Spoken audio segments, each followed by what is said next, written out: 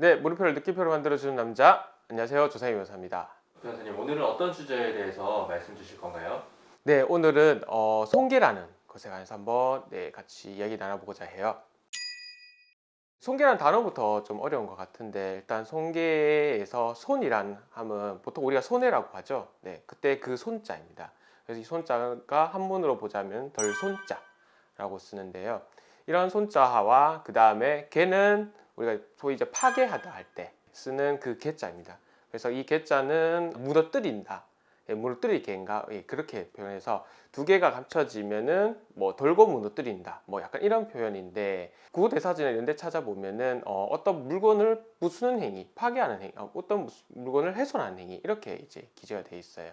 그런데 우리나라 형법 366조에서부터 이제 쭉 끝 마지막 조항까지는 이런 이제 손괴에 관해서 규정하고 있는데요. 재물이나 또는 이제 문서 등을 그 효용을 해했을 경우에는 형사상 처벌의 대상을 규정하고 있고요. 처벌 수위는 징역 3년 이하 또는 벌금 700만 원 이하 이렇게 규정하고 있습니다. 대법원은 손괴에 관해 어떻게 격하고 있나요? 대부분은 이제 그 손괴의 범죄, 소위 이제 재물 손괴와 관련해서 이제 크게 이제 제가 봤을 땐 두 가지 정도로 이제 꼽을 수 있는데 첫 번째는 타인성, 즉 남의 물건을 이제 부숴야 되는 겁니다. 행위해야 된다. 자기 물건을 부순 행위에 관해서는 별도로 처벌하지 않고요. 남의 물건을 부수거나 남의 서류를 찍거나 하는 행위에 관해서는 형사상 처벌을 하는데요. 이런 타인성과 관련해서 이제 제일 문제되는 게 이제 공유 부분이 있거든요. 요거는 좀 이따 제가 나중에 다시 또 얘기를 드리고요. 그래서 내 점유에 있지만 타인의 소유의 물건을 해하는 경우에는 당연히 형사상 처벌 대상이 되고요. 두 번째 이제 고려해야 될 사항은 이제 효용. 소위 이제 대법원은 손괴가 무엇이냐고 얘기를 하는데 아까 앞서 말씀드린 바와 같이 재물이나 이제 뭐 사물이나 이런 것들을 부수는 행위를 이제 얘기를 하는데 대법원에서는 이런 손괴에 관해서 계속적으로 혹은 일시적으로라도 그 사용 목적에 따라서 사용할 수 없게 되는 경우에 효용을 저해한다는 표현을 쓰고 있어요. 그래서 효용을 저해하는 행위를 했을 경우에는 손괴죄가 성립한다. 이렇게 보시면 될 것 같습니다. 저 손괴에 관한 하시고 싶은 이야기가 있으시면 부탁드리겠습니다. 사실 제가 손괴에 관해서 올랐던 이유 중에 가장 큰 거는 이제 재물 손괴죄가 소위 이제 위헌 법률 심판 혹은 이제 위헌이 아니냐 하는 이런 여부 때문인 것 같습니다. 제가 계속해서 좀 고민을 해왔던 부분이고요. 일단 이유를 먼저 얘기를 좀 드리도록 할게요. 우리나라 법 체계상에서는 이제 모든 사물, 전 세계를 단 두 개의 분류로 구분하고 있는데요. 바로 사람, 그 다음에 사물, 이렇게 구분하고 있습니다. 그 세 개를 단 2등분으로 하고 있죠. 사람과 사물에 관한 이야기를 이제 규율과 규칙들을 이제 쭉 정리하고 있는데요. 그래서 이제 사람에 관한 행위를 이제 뭔가 이제 가하는 경우, 해를 가하는 경우에 우리는 소위 이제 상해죄나 폭행죄로 이제 처벌하고 있습니다. 이때 여기서 상해죄는 뭐 이제 법률 용어상으로 봤을 때는 뭐 신체의 완전성을 해하거나 혹은 생리적 기능을 저해하는 행위들을 얘기하고요. 뭐 쉽게 해서 팔다리 부러지는 행위들 저희 얘기하고요. 반대로 폭행은 이제 유형의 행사라고 얘기하고 있어요. 유형의 행사라는 것은 내가 원하지 않는 거를 이제 강제로 하게끔 하는 행위들을 얘기를 하는데요. 쉽게 해서 이제 땡기는 행위들이죠. 대표적으로 땡기거나 밀치거나 뭐 한 대 친다거나 했을 때 하지만 외부적으로는 큰 상처가 없는 행위들 이런 것들 이제 폭행으로 보는데요.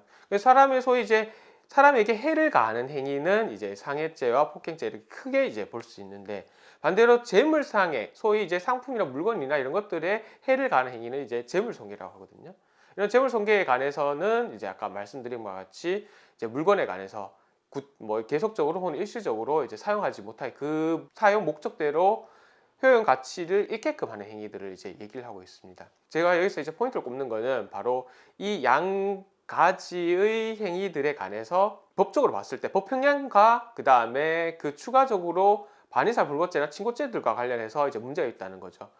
상해죄는 솔직히 재물손괴죄와 비교했을 때 월등히 형량도 높고 뭐 반의사 불법죄라는 조항도 없기 때문에 상해죄는 사실상 여기서 좀 약간 논의인 것 같고요.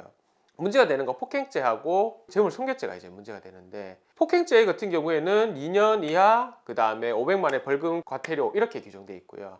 재물손괴죄는 아까 말씀드린 것 같이 3년 이하의 징역 그 다음에 700만 원의 벌금 이렇게 기재되어 있어요. 근데 두 개를 놓고 봤을 때는 재물에 관한 형량이 더 세다는 거죠. 사람에 해를 가하는 것보다 재물이나 상품이나 이런 데에 해를 가하는 게 오히려 더 형량상 더 크다는 거죠. 쉽게 해서 종이를 찢는 행위 소위 이제 재물손괴죄에 해당하거든요. 종이를 찢는 행위가 사람을 밀치거나 미는 행위보다 더 큰 처벌을 받는다는 거죠. 그리고 사람을 밀치거나 해치는 행위에 관해서는 반의사 불벌죄가 있어요. 그래서 합의를 하게 되면은 처벌 안 해요. 근데 재물손괴죄는 반의사 불벌죄 조항이나 친고죄 조항이 아예 없어요. 무조건 처벌한다는 거예요.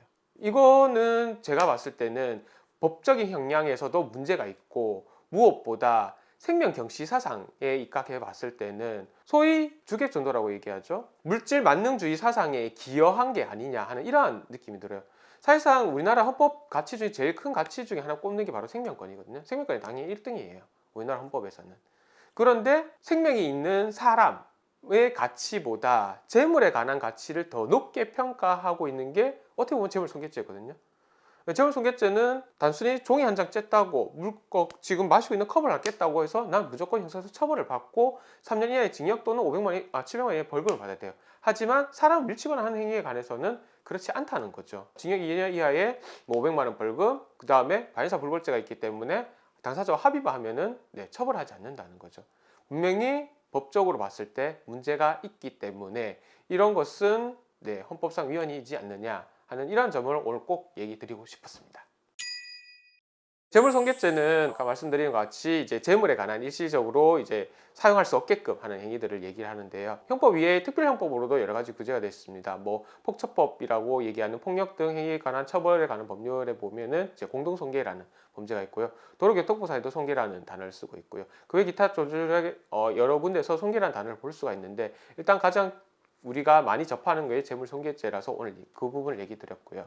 아까 그리고 제가 얘기 드렸던 부분 재물손괴 위험과 관련해서는 사실 제가 예전부터 계속해서 법학자로서 이제 변호사로서 이제 생각했던 부분인데 혹시라도 재물손괴와 관련해서 내가 재판을 받고 있는데 상대방과 합의를 했는 경우 이 경우에 저희 사무실로 문의를 해주시면은 저희가 그 부분에 관해서 법적으로 조언을 도와드릴 수 있도록 하겠습니다. 이런 부분 있으면 꼭 연락 부탁드리겠습니다. 이상 도움이 되셨다면 구독과 좋아요 꼭 눌러주시고요. 다음에 또 더 알찬 콘텐츠로 찾아뵙겠습니다. 이상 조상희 변호사였습니다. 감사합니다.